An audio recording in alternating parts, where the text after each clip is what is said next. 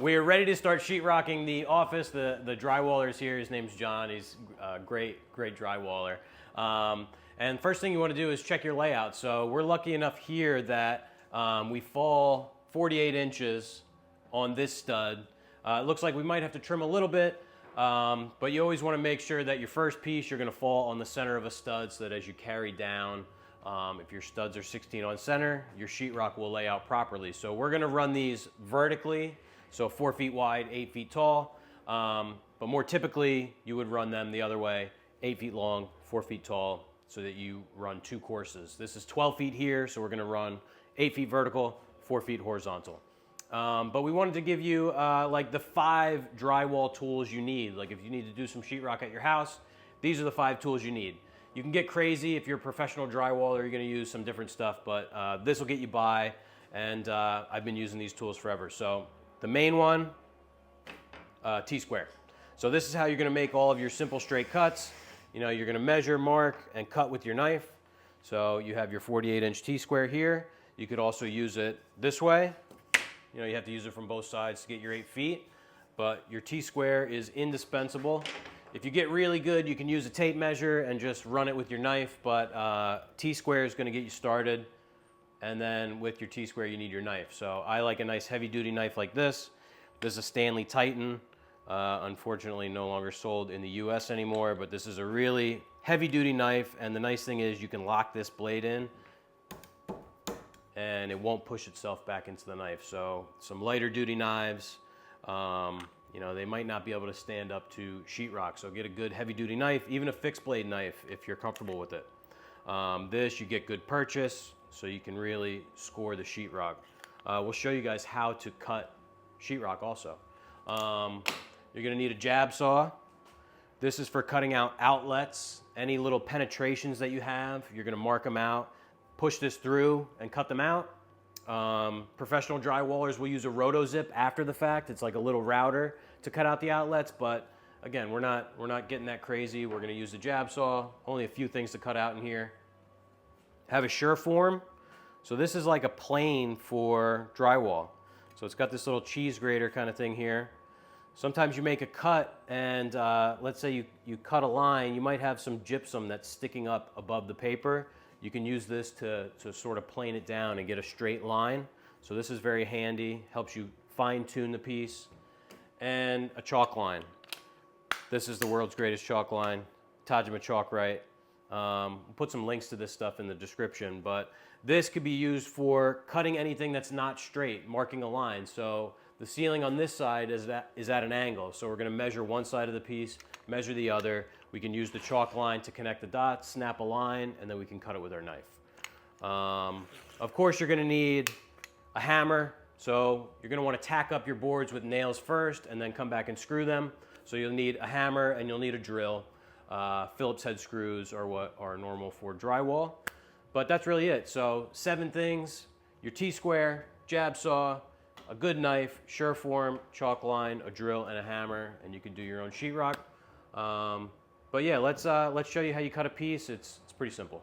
To get a good layout on our first piece, turns out we need to take about 3/4 of an inch off of here, and we're gonna be taking it off of this whole edge, so like a rip basically.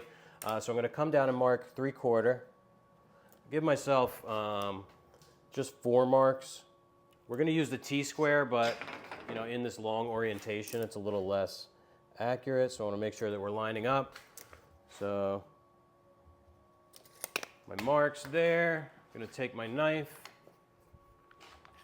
Now, as I was saying, some guys will take their tape and actually, you know, use it like this and make cuts like that. I'm not that good of a drywaller, so I use a T-square.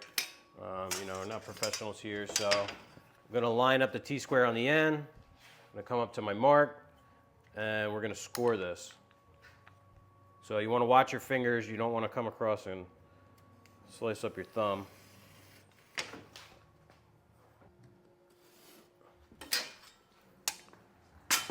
So because I couldn't really bear down on that cut because it's an awkward position, I'm gonna come back and give this another little score.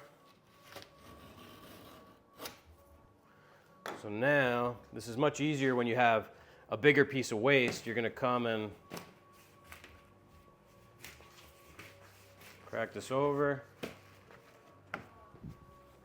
Put our knife behind. I like to put it at a little bit of an angle like this. To sort of back cut it.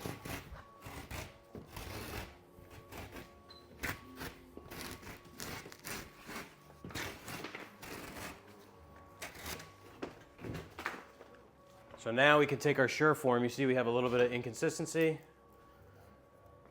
We'll cut this paper. Take the Shearform and just knock down any of those high spots.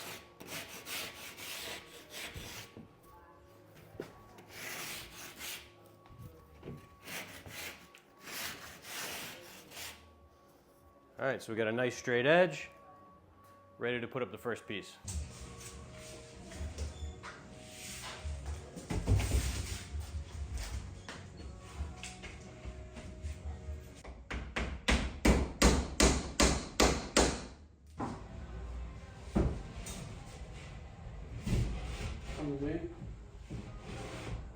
A little bit more.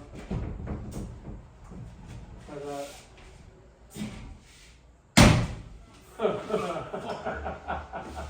Beep, beep, beep, beep, beep. I fucking measured it. The other problem is this sheet is lower. So I measured Yeah, I know, I know. Yeah. Fuck!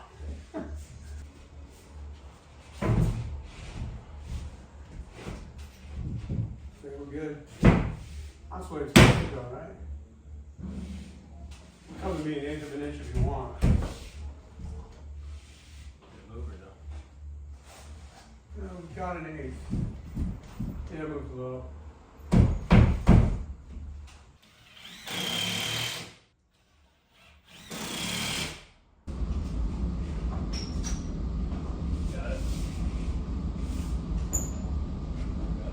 I can give you a little bit more of an angle.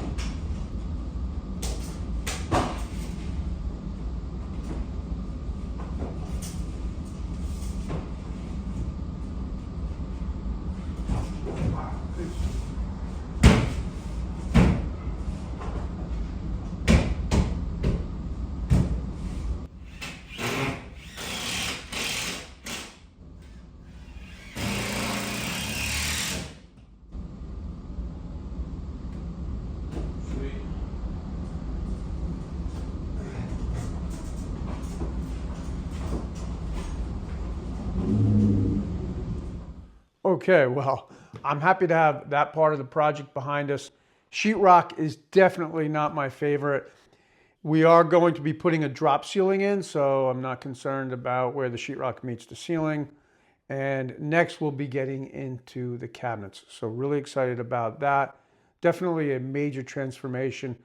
I think it looks a lot better already just with the sheetrock as opposed to the old brown paneling. Thanks for tuning in, and we'll see you next week.